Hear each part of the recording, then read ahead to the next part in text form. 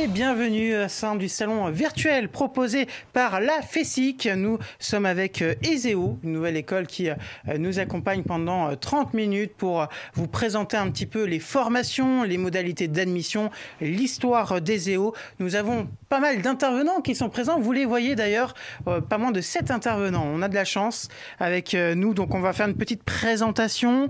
On a Séverine Delaverne qui est avec nous. Bonsoir Séverine. Bonsoir. Nous avons également Valérie Mondron, qui est chargée de communication. Bonsoir Valérie. Nous avons également différents responsables d'options. On va pouvoir voir de manière très précise quelles sont les différentes options proposées par ESEO. On va commencer avec Thibaut Ferrand, qui est responsable de l'option cybersécurité. Bonsoir Thibaut. Bonsoir.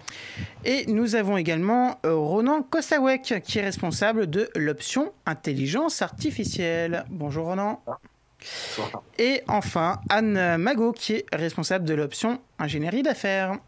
Bonsoir. Bonsoir Anne. Nous avons également avec nous, vous pouvez le voir, deux étudiants. Nous avons Samuel Marianne, qui est le président du BDE. Bonsoir Samuel. Bonsoir. Et nous avons également Priscilla Bensadi. J'espère que j'ai bien prononcé Priscilla. Merci à vous. C'est super. Vous êtes étudiante en 4e année, donc au sein d'ESEO. On va aborder directement, sans plus tarder, le vif du sujet avec Séverine Delaverne, qui est la directrice du campus de Paris-Vélizy. On va faire déjà une question très simple, une question de présentation. Est-ce que vous pouvez vous présenter, Séverine ? Alors, je suis Séverine Delaverne et j'ai intégré l'ESEO au mois de juin 2020. L'objectif pour moi est de développer le nouveau campus qui se trouve sur Paris-Vélizy, voilà, qui a été créé en 2018. Et l'idée, c'est de l'accompagner sur la croissance à venir, notamment avec l'ouverture des nouvelles options, donc Big Data, cybersécurité, intelligence artificielle et ingénierie d'affaires. Est-ce que vous pouvez nous présenter justement l'ESEO, nous présenter un petit peu cette école dans les grandes lignes, et puis le campus de Paris-Vélizy, campus assez récent, 2018, hein, vous l'avez dit. Alors, l'ESEO, en fait, est une école qui existe depuis 1956, qui est implantée de manière historique sur Angers et qui a souhaité poursuivre son développement donc dans 2 autres régions, la région parisienne, donc à Paris-Vélizy où je me trouve, mais également sur Dijon. Aujourd'hui, l'ESEO, c'est une école généraliste des technologies de l'information et on va traiter de différents domaines scientifiques et technologiques en passant donc de l'électronique jusqu'à l'informatique, ce qu'on appelle le software. Voilà, et on attache une importance particulière aussi bien à la formation technique mais également à la formation humaine qui nous semble importante aujourd'hui pour nos ingénieurs et pour s'intégrer dans le monde du travail. L'ESEO, en quelques chiffres, c'est 1500 élèves répartis sur les 3 campus et puis 64 années d'expérience et de reconnaissance au niveau de la CTI, donc la commission des titres d'ingénieur. On est un établissement reconnu d'intérêt public, en fait. C'est très important pour nous puisque finalement, lorsqu'on dégage des bénéfices, c'est réinvesti directement en direction des élèves. Comment intégrer l'ESEO ? Alors, pour intégrer l'ESEO, à post-bac, on passe par, bien sûr, le Parcoursup, qui est la grande plateforme sur laquelle les jeunes vont saisir leurs vœux. En ce qui nous concerne, on fait partie du concours Puissance Alpha. Donc, il suffit d'aller sur Parcoursup et de saisir le vœu Puissance Alpha et sélectionner notre école pour pouvoir avoir accès à post-bac. Mais on propose également des admissions, ce qu'on dit parallèles ou en cours de scolarité. On a une possibilité de rentrer sur une formule qui s'appelle Passinger. Donc, pour éviter à nos jeunes de perdre une année complète de formation, ce concours s'adresse exclusivement à des jeunes qui se sont trompés d'orientation sur la première partie de semestre est intégrée au mois de mars nos formations. Mais on étudie également tout dossier ou admission parallèle sur le cycle d'ingénieur. Donc des personnes qui souhaiteraient se spécialiser par exemple en cybersécurité, en intelligence artificielle, pourraient venir vers nous pour candidater également et intégrer notre formation d'ingénieur en cours d'année. Justement, vous parlez d'admission parallèle. Quels sont les profils que vous pouvez rencontrer, les profils d'étudiants qui suivent justement ces admissions parallèles ? Alors, on pourrait avoir évidemment des réorientations, ou alors des jeunes qui sortiraient avec un DUT ou un BTS de bon niveau qui intégreraient directement nos formations. On peut également avoir des jeunes avec un niveau licence en électronique ou informatique. Voilà, en fonction de leur parcours, on va étudier le dossier cas par cas pour évaluer le potentiel et surtout l'idée, c'est de mettre l'élève dans une situation de réussite et lui permettre de réussir sur le cycle d'ingénieur.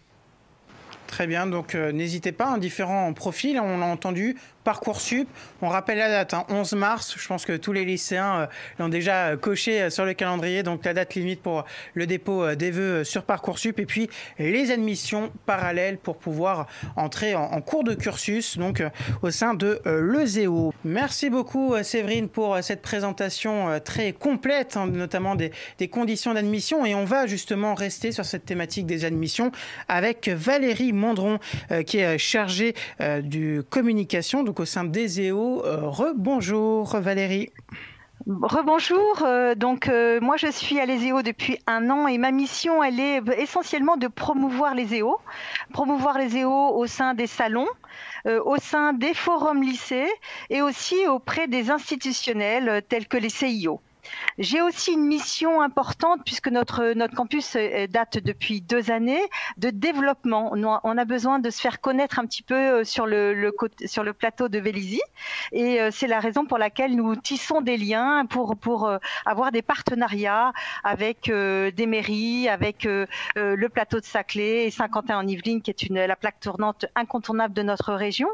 Et enfin, 3e mission, c'est de gérer et d'animer des événements tels que nos journées portes ouvertes ou bien des journées découvertes où nous accueillons des premières et des terminales à venir découvrir de l'intérieur l'ESEO. On leur prépare, l'année dernière, on avait préparé un petit escape game numérique, ça leur avait énormément plu. Donc pas mal d'animations, on l'entend Valérie. Une petite question tout d'abord pour rester sur cette thématique des admissions à l'ESEO. Quelles sont vos préconisations pour les lycéens qui sont en première et en terminale et qui se projettent déjà d'intégrer l'ESEO ? Alors pour prendre en compte un peu la réforme du bac, nos préconisations en première, c'est des spécialités. Il y a la première, c'est spécialité mathématiques. Après, 2e spécialité scientifique parmi 4 spécialités qui sont physique, chimie, sciences de la vie de la Terre, sciences de l'ingénieur ou bien numérique et sciences informatiques. Et une 3e spécialité, qu'elle soit scientifique ou non. En revanche, en terminale, on a 2 combinaisons. La première, c'est spécialité scientifique avec une spécialité mathématique avec une spécialité scientifique parmi les 4 que j'ai énoncées tout à l'heure, physique, chimie, sciences de la vie de la Terre, sciences de l'ingénieur, numérique et sciences informatiques. C'est vraiment la meilleure combinaison pour entrer en école d'ingénieur ESEO. Et une 2e combinaison possible, c'est 2 spécialités scientifiques parmi les 4 que j'ai énoncées avec l'option maths complémentaire si vous avez abandonné la spécialité maths. Alors, je précise que c'est pour les bacs STL et STI2D et les bacs généraux. Donc effectivement, c'est important de le noter. Alors si on reste dans cette thématique de l'admission et notamment du concours Puissance Alpha, qui est un petit peu le concours pour entrer et intégrer l'ESEO, il y a d'ailleurs eu du changement suite à la condition actuelle sanitaire, condition sanitaire qui est un petit peu délicate, comme tout le monde peut le savoir. Est-ce que vous pouvez nous expliquer un petit peu qu'est-ce qui change ? Alors, je vais déjà expliquer que Puissance Alpha, pour nous, c'est vraiment la porte d'entrée pour intégrer l'ESEO parce qu'il y a plusieurs concours, on en a 5. Mais je vais parler du concours post-bac dont vous venez de parler. C'est un seul vœu parmi les 10 autorisés pour les jeunes avec 15 écoles d'ingénieurs et 64 programmes au choix. Et auparavant, pour les bacs généraux, il y avait une note qui était prise en compte avec 60% des notes de première et terminale et 40% qui étaient sous forme d'épreuves, des QCM. Et c'est ça qui va changer avec le protocole sanitaire. Les épreuves sont annulées et ce sera une seconde étude du dossier, tout comme ça s'est passé l'année dernière pendant le confinement.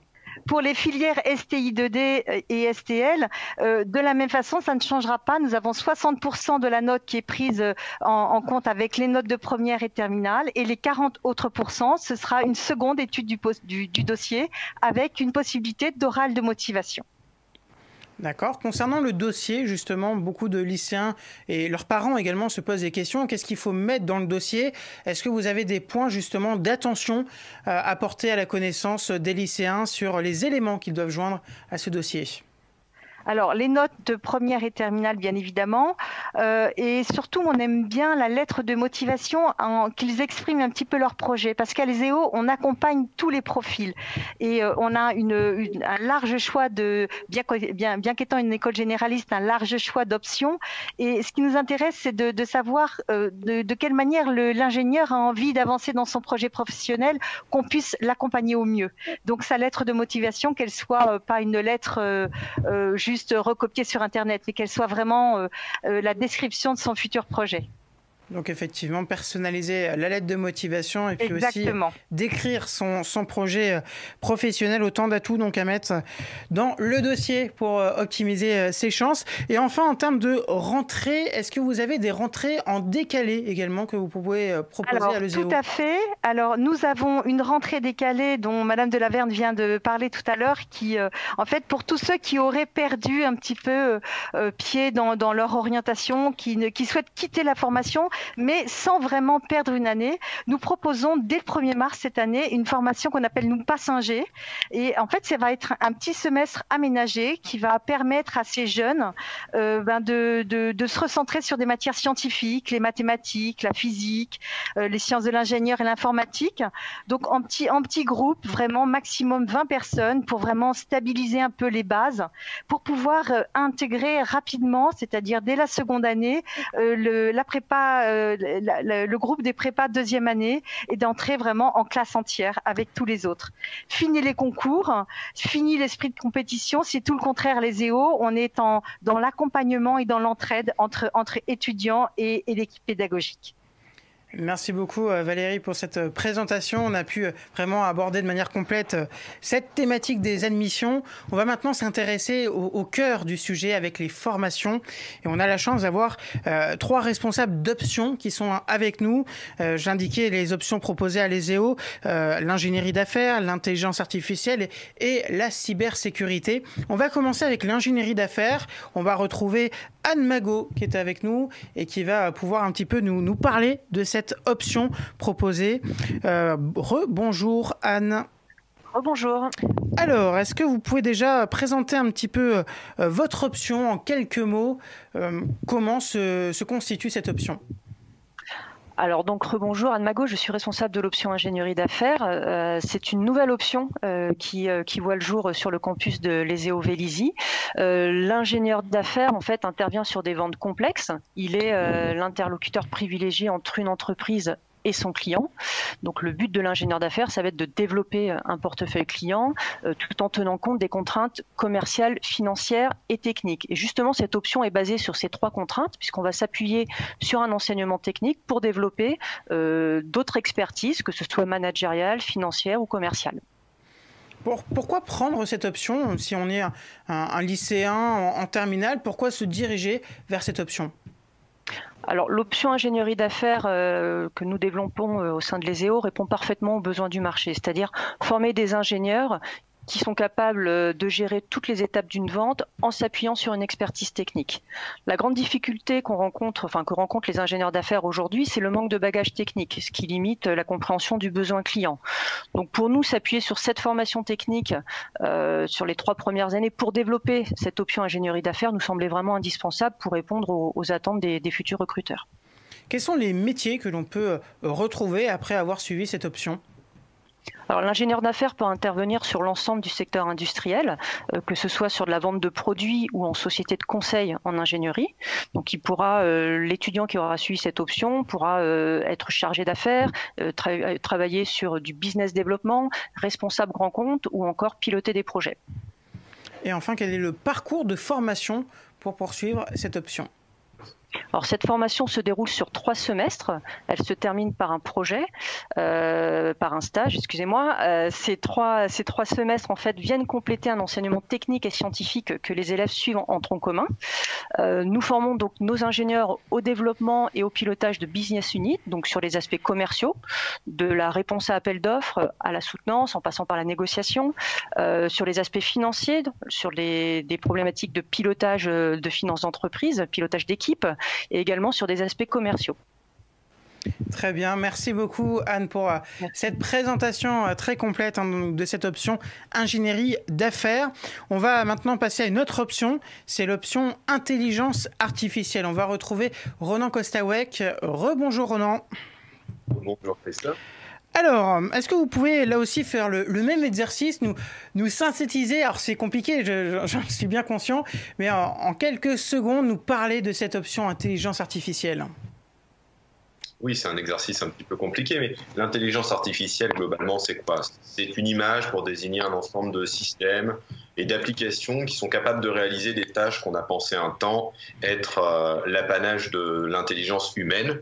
Alors, des tâches dont tout le monde a une certaine connaissance, les reconnaissances de forme, le traitement du langage naturel, la translation.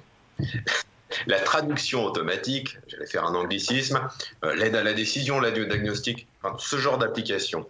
Derrière toutes ces applications, il y a des techniques et des savoirs, des modèles mathématiques d'apprentissage automatique, des solutions logicielles, des architectures matérielles adaptées aux algorithmes sous-jacents. L'objectif de la formation est de sensibiliser les étudiants à tous ces aspects de l'intelligence artificielle et des technologies qui la constituent.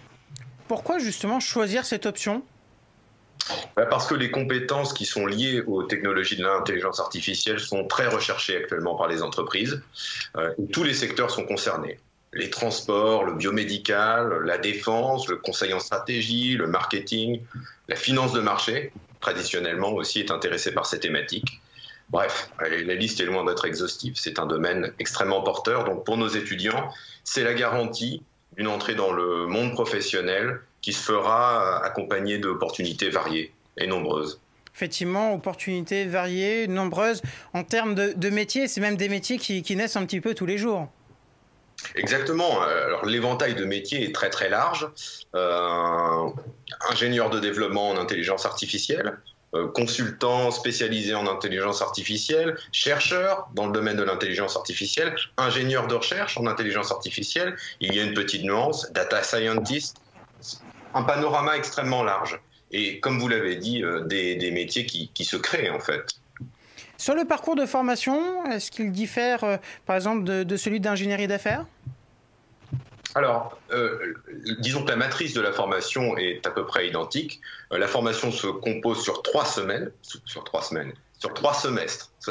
soyons précis. Le premier semestre constitue une sensibilisation aux impondérables technologique de l'intelligence artificielle. Il est complété par un semestre d'approfondissement des enseignements avec un accent particulièrement porté sur toutes les technologies du calcul dans le contexte de l'intelligence artificielle. Et enfin, la formation se clôt par un projet de fin d'études et un stage de fin d'études.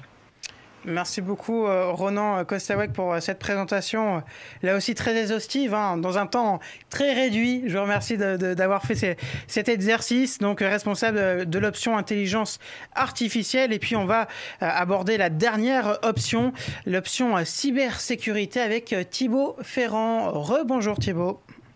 Rebonjour. Vous avez 30 secondes pour nous présenter cette option, donc l'option cybersécurité au sein de l'ESEO. Donc la cybersécurité, pour faire court, c'est l'ensemble des techniques et stratégies qui permettent de détecter, protéger contre une intrusion, répondre à un incident et qui assure la reprise d'activité suite à un incident et l'analyse du périmètre d'impact de cet incident. C'est un secteur tout à fait névralgique de l'industrie moderne. Vous avez sans doute remarqué que nous vivons dans un monde de plus en plus connecté, de plus en plus contraint par les technologies qui paradoxalement nous donne de plus en plus de liberté. Ces libertés vont de pair avec un coût. Ce coût, c'est la sécurité. La sécurité, c'est finalement le domaine de l'ingénierie qui nous permet de communiquer par mail avec notre banque, qui nous permet de passer des coups de fil sécurisés avec notre travail, par exemple. C'est absolument fondamental dans le monde que nous sommes en train de bâtir et dans le virage du numérique que nous sommes en train de vivre. Alors, c'est cette thématique de la cybersécurité, tout le monde voit à peu près à quoi ça correspond. Mais est-ce qu'il y a des métiers très concrets qui existent aujourd'hui, qui ont émergé ces dernières années ? J'ai envie de dire assez trivialement, ils ont bien de la chance ceux qui voient à quoi ça correspond, puisque la cybersécurité, tout comme le numérique, d'un point de vue général, est tellement présente dans notre vie et dans nos travails respectifs qu'il est de plus en plus difficile de savoir où est la limite entre le numérique et ce qui n'appartient pas au numérique finalement, et entre la sécurité et ce qui n'appartient pas à la sécurité. La sécurité est de plus en plus référée comme une culture de la sécurité et fait appel à tout un panel de techniques et de technologies qui vont de la sécurité des accès physiques, des accès à une baie de serveur par exemple, à la sécurité en ligne des réseaux et des identités numériques, en passant par les thématiques de données personnelles, RGPD, et j'en passe. Donc c'est vraiment un panel de techniques et de technologies qu'il faut bien sûr maîtriser, mais aussi avec lesquelles on pourra travailler en sortant de formation. Et enfin, en termes de parcours de formation, est-ce qu'il est nécessaire d'avoir des prérequis particuliers pour pouvoir intégrer cette option ? C'est une excellente question et oui, un prérequis indispensable, c'est l'éthique, naturellement, puisque donc s'inscrire dans une démarche de sécurité, ça correspond implicitement à aussi connaître les dynamiques et techniques d'intrusion. Et donc l'éthique est fondamentale dans ce genre de formation. Très bien, merci beaucoup Thibaut Ferrand donc pour cette présentation de l'option. Il s'agit de l'option cybersécurité. On l'a vu là aussi, beaucoup de métiers, beaucoup de perspectives d'emploi également pour les étudiants qui se dessinent vers ces trois options d'ailleurs. Et on retrouve Samuel Marianne qui est le président du BDE de Zéo. Rebonjour Samuel. Bonsoir Christophe. Alors vous êtes président du BDE, concrètement déjà un BDE ça sert à quoi pour les lycéens qui nous regardent et qui ne savent pas forcément à quoi sert un BDE ? Le BDE c'est l'organisme qui gère par les étudiants et pour les étudiants tout ce qui bouge autour de l'extrascolaire au campus, donc de Paris-Vélizy. La vie associative d'ailleurs c'est un point important au sein des Zéo ? Oui, c'est très important parce que ça permet de développer des projets et de travailler avec des camarades dans un cadre qui n'est pas scolaire et qui sort du cursus. Donc ça permet aussi d'agrémenter le quotidien avec aussi la manière de se retrouver et de nouer des contacts. Oui, exactement. On se retrouve autour de ces compétences, autour de ces centres d'intérêt. Et en fonction de ça, le bureau des étudiants administre un peu l'ensemble des clubs qui pourraient exister. Et chaque étudiant peut se retrouver dans ce que le BDE peut proposer. Voilà, il peut s'agir du club robot, comme il peut s'agir de faire des photos, ou bien juste d'organiser des soirées. Donc vous êtes une école d'ingénieurs au sein de l'ESEO. Justement, un BDE dans une école d'ingénieurs, on s'amuse, on a des activités diverses et variées que vous proposez ? Oui, on s'amuse au moins autant que dans les écoles de commerce, en tout cas j'espère. En tout cas, ce qui est sûr, c'est que le BDE, c'est pas quelque chose qui est fixe, c'est pas une institution à laquelle on ne touche pas. Le BDE, il change tous les ans. Le BDE, il est flexible, il est là pour ça. Donc, en fonction des motivations de chacun, on va s'adapter et c'est à la liste élue et au président de réussir à satisfaire tout le monde. Bon, évidemment, les conditions sanitaires actuelles font que sans doute un grand nombre de vos activités sont suspendues momentanément.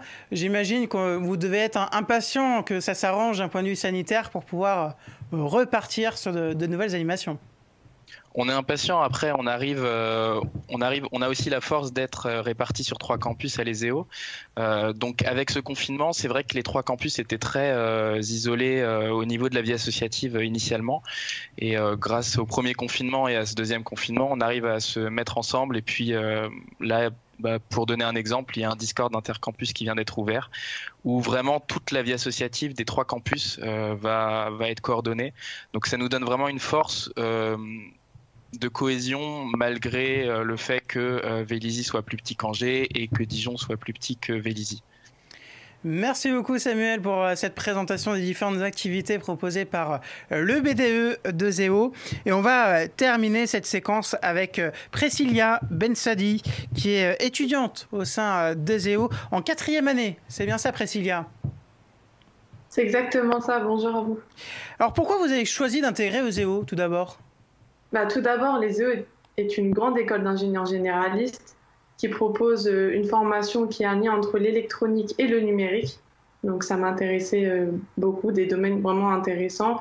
Et au-delà de ça, durant ma formation dans cette école, je développe mes compétences techniques et également mon développement personnel, c'est-à-dire mon savoir-être et mon savoir-faire.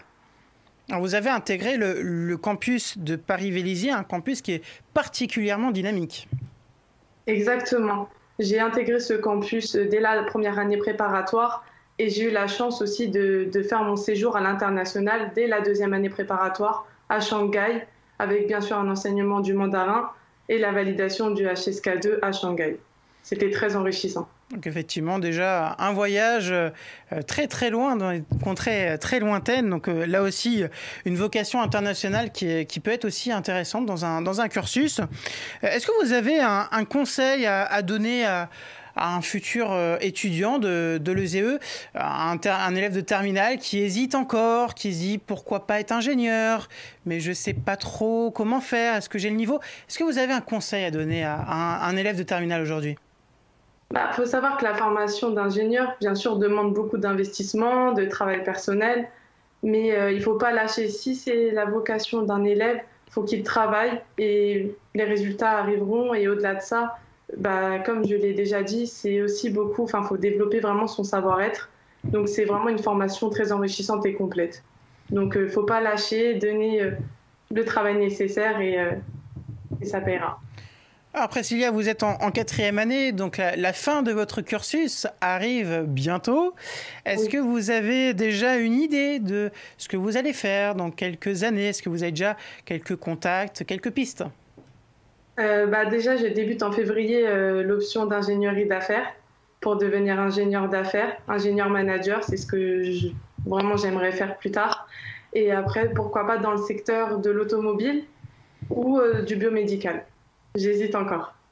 Vous avez encore quelques mois pour trancher, il me semble, pour pouvoir justement vous orienter. On l'a entendu avec les différents responsables d'options, beaucoup de secteurs, des métiers vraiment très divers et variés à la sortie, donc avec ce diplôme. Merci beaucoup, Priscilla Bensadi, pour ce témoignage sur votre parcours au sein de l'ESEO et merci à tous d'être intervenus dans le cadre de ce webinaire donc, consacré et produit par la FESIC. Je rappelle aussi le site internet. C'est important, le site internet, si vous avez des questions, vous étudiants, vous lycéens, ou vous-même parents de lycéens, pour avoir des détails sur l'admission, sur les formations, toutes les options qu'on a pu évoquer, c'est eseo.fr. C'est très simple pour trouver les informations, donc n'hésitez pas à aller sur ce site internet. Bonne fin de journée à vous.